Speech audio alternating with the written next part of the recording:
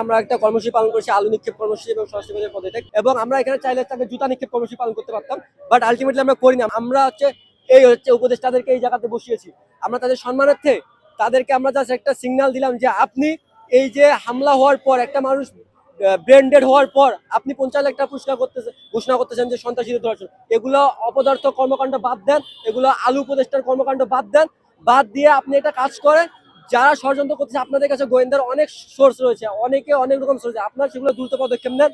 এবং আলটিমেটলি আমরা যে আজকে এই পদত্যাগের যে বিষয়টা বলেছি, আমরা চাই যে হাদিকে যারা হামলা করছে তাদেরকে যদি তারা 48 ঘন্টার মধ্যে গ্রেপ্তার করতে না পারে, তাহলে হচ্ছে আমরা তার পদত্যাগের দাবিতে রাজপথে নামবো। আপনারা এই বাংলাদেশে এই গোলযোগগুলো সৃষ্টি করে আমাদেরকে অন্যদিকে ডাইভার্ট করতে যাচ্ছেন, বাট আলটিমেটলি আমরা আরো জানতে পারতেছি যে আপনারা জাতীয় পার্টিকে নির্বাচনে অংশগ্রহণের জন্য একটা সুযোগ তৈরি করে দিয়ে যাচ্ছেন। আমরা এক্ষেত্রে স্পষ্টভাবে বলতে চাই যে জাতীয় পার্টি যেন আমাদের এই আসন্ন নির্বাচন কোনোভাবে যেন অংশগ্রহণ করতে না পারে, সেজন্য হচ্ছে আমরা জুলাই যোদ্ধারা পর্যন্ত আবারও রাজপথে নামবো, আবারও আমরা ঐক্যবদ্ধ হবে। এবং আরেকটা বিষয় স্পষ্টভাবে বলতে চাই, নির্বাচনের আগে অন্তত হচ্ছে আওয়ামী লীগকে দল হিসেবে নিষিদ্ধ করতে হবে, কার্যকর দল হিসেবে নিষিদ্ধ করতে হবে। কারণ আপনি চলে যাওয়ার পর আমাদের জীবনের নিরাপত্তা কে দিবে সেটা আমরা শঙ্কিত। সে বিষয়ে আমরা চাই যে আওয়ামী লীগকে দল হিসেবে নিষিদ্ধ করা হোক এবং আপনি ইন্টারিম থেকে যাওয়ার পর যেন আমরা আমাদের নিরাপত্তা নিয়ে কোনো শঙ্কিত বোধ না করি, সেজন্য আমরা আপনাদের কাছে ইন্টারিমের প্রধান উপদেষ্টার কাছে আমরা আকুল আবেদন রাখবো।